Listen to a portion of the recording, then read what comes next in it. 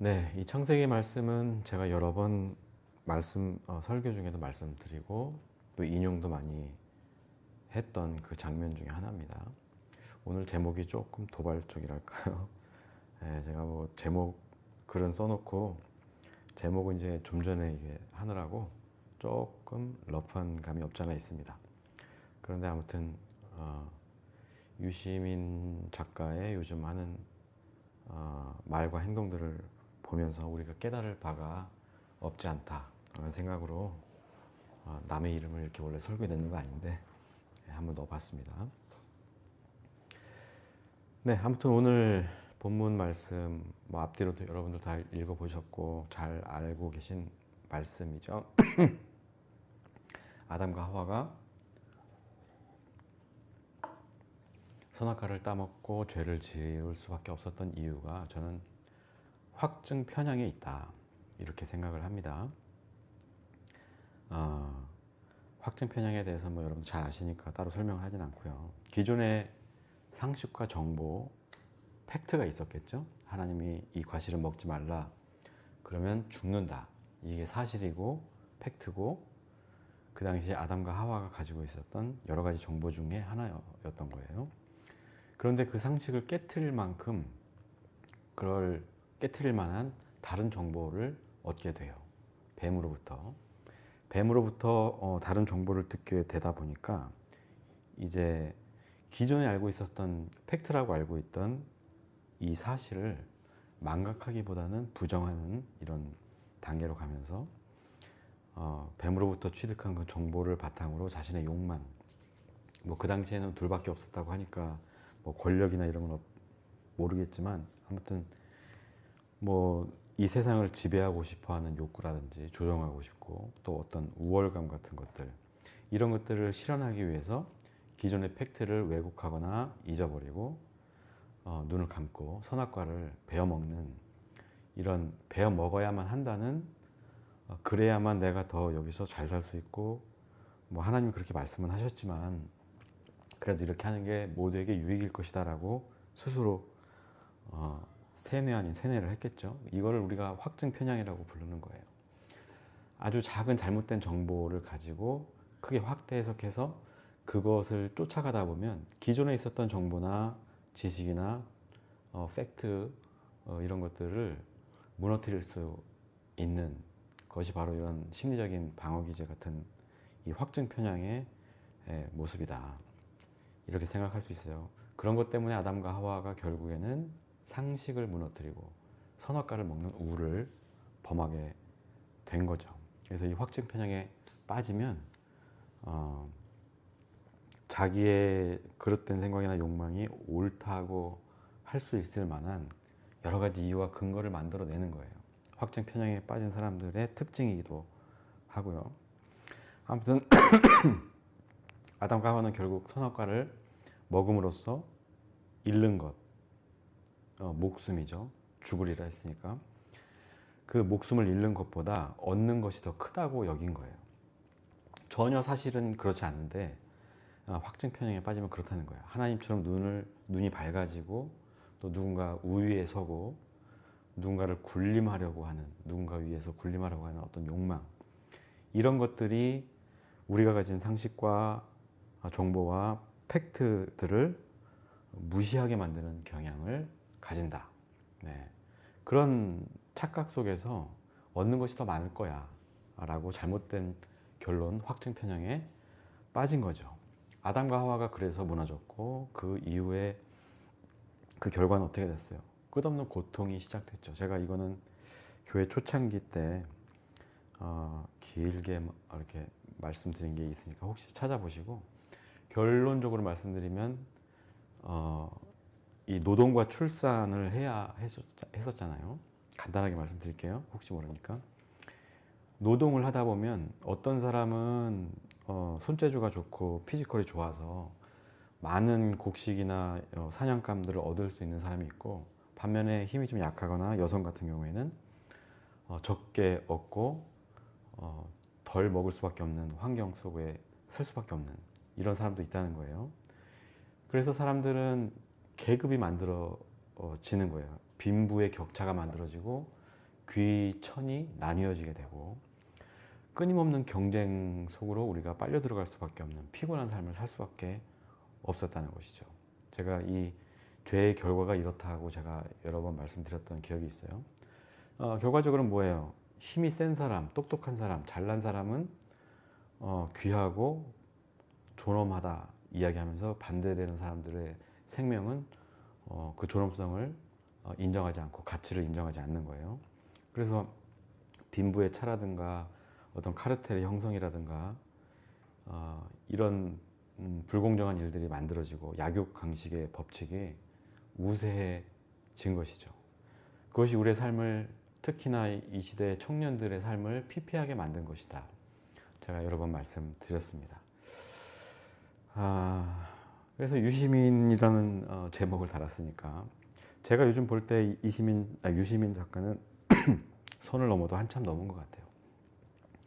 그래서 그 사람에 대해서 알아보기 위해서 정말 오래된 뭐 뉴스부터 해가지고 동영상 같은 걸 다 뒤져보고 얼마 전에 이게 나름대로 생각해 본 게 지금 노무현이 이러는 게 처음이 아닌 거예요. 김대중 대통령 때부터 시작해서 여태까지, 나중에 노무현 대통령 때도 이제 어찌저찌 해서 열린우리당이니 뭐니 해가지고 갈라서는데 앞장서고 또 진보진영끼리 합쳤다가 뭐 이런저런 문제를 일으키고 빠져나오고 죄송합니다. 늘 누군가에 대한 적대감을 가지고 있어요.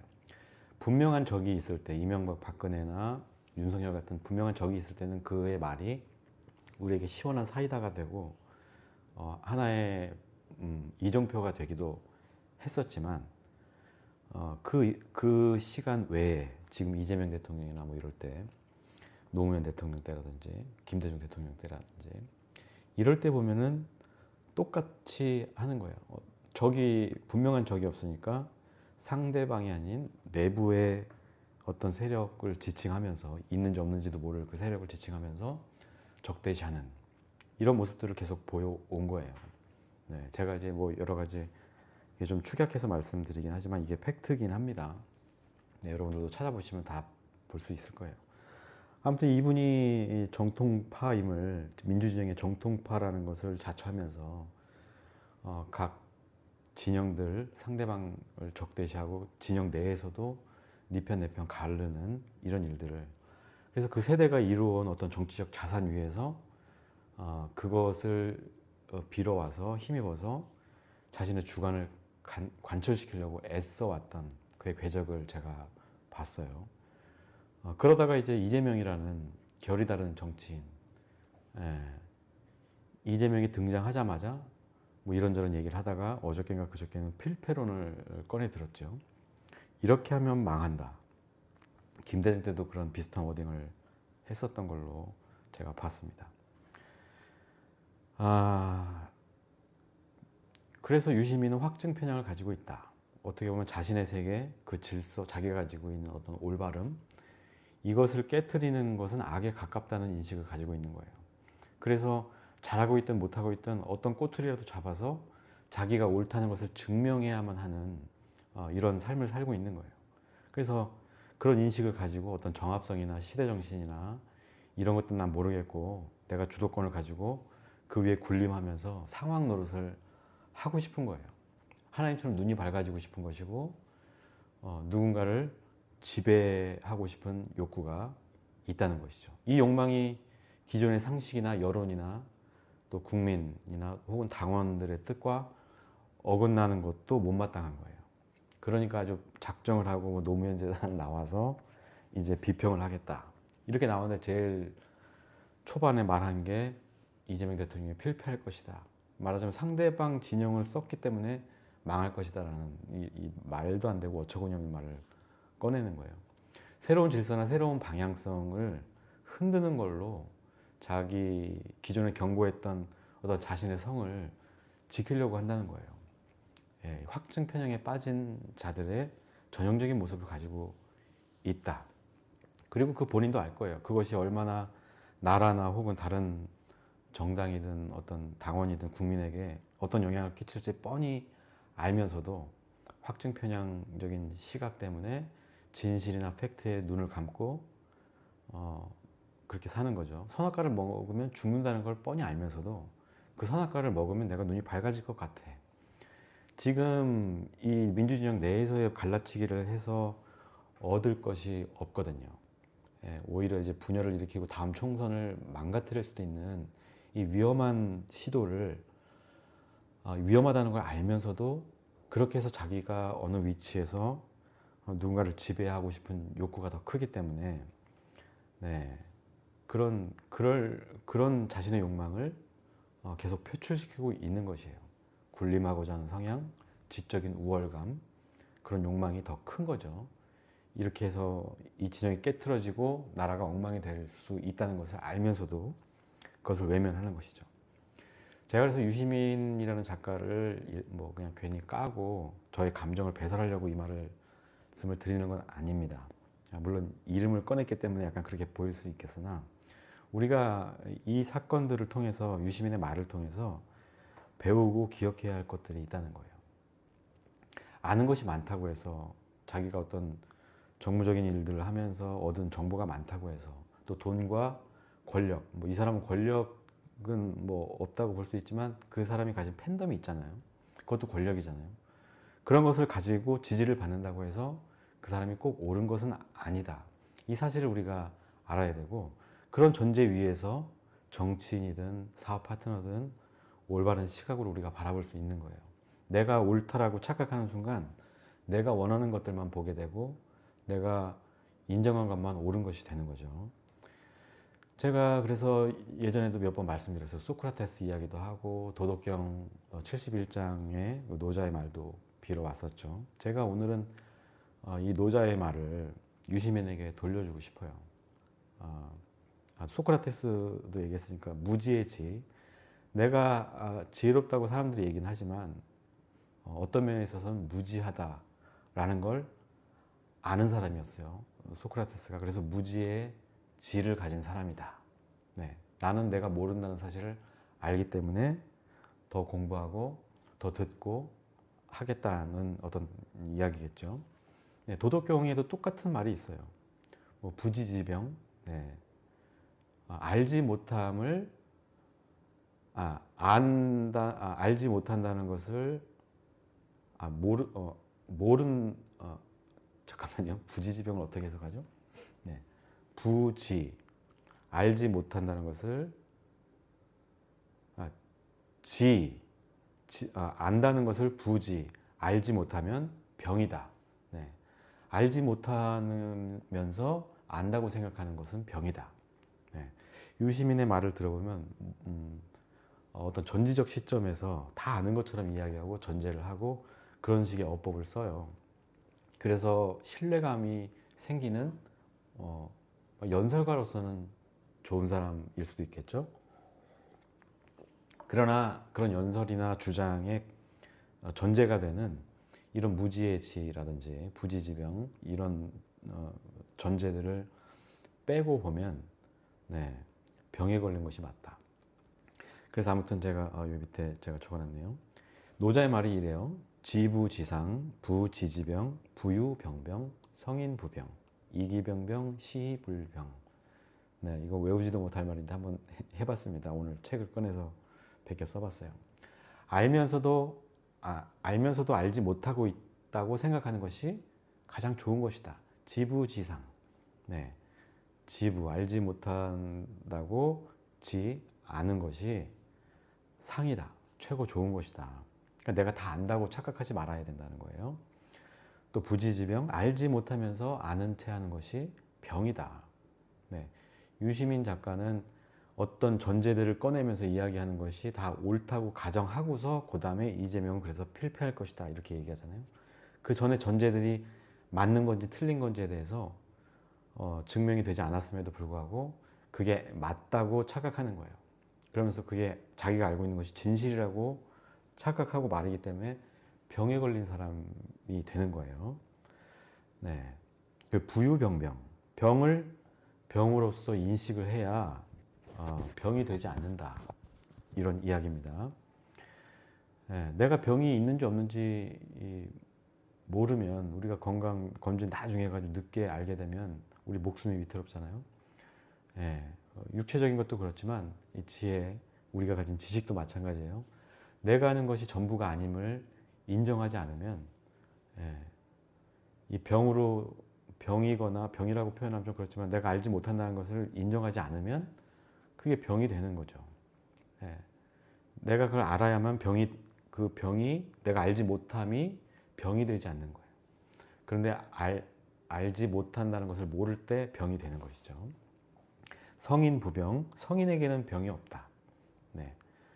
왜 그러냐면 이기병병, 자신의 병을 병으로 인식한다는 거예요. 예, 병으로 알기 때문에 마지막으로 시불병, 그렇기 때문에 병이 되지 않는다. 네, 유시민은 병에 걸렸다라고 저는 생각을 해봅니다. 물론 저도 비슷한 그거보다 못한 처지일 수도 있어요. 다 알지 못하는데 다 안다고 착각하는 어떤 확증 편향적인 사고, 여기에 빠져 있기 때문에 아는 채 하는 병에 걸려버린 것이죠. 그래서 자기가 아는 것이 진실이라고 믿고 그 진실 위에서 자신의 욕망을 드러내는 말을 하는 거예요. 이재명이 자기의 말에 좌지우지 되는 것을 보고 싶은 것이죠. 그리고 민주시민이나 당원들을 자기의 뜻대로 좌지우지하고 싶은 그 욕망에 사로잡히는 거예요. 자신을 객관화하지 못하면 이 병은 발병하는 것이죠. 부지지병. 네. 알지 못한다는 것을 알지 못하면 병이 되는 것이다 이겁니다. 유시민은 성인이 아니에요. 성인으로 추앙받을 만한 인물은 당연히 아니고 살아있기 때문에 당연히 성인도 아니죠. 네.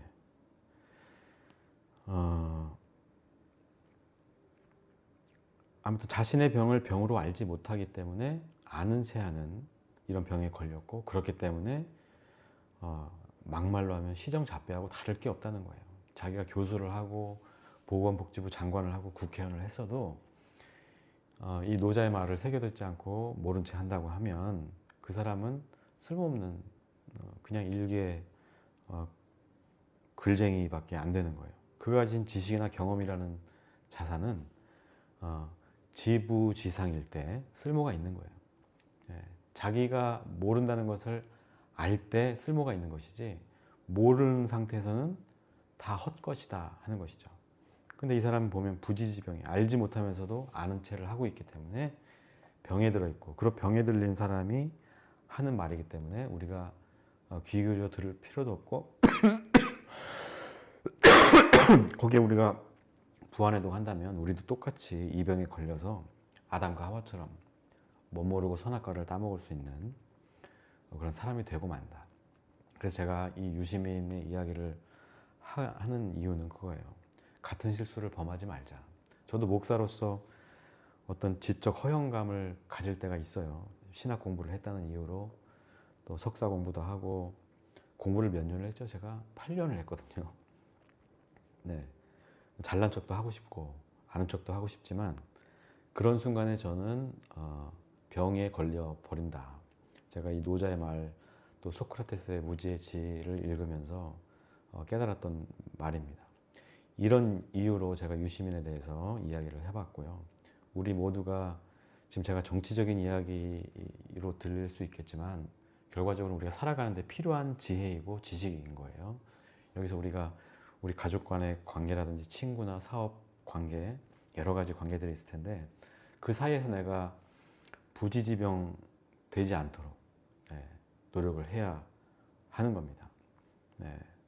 지부지상을 추구해야 돼요.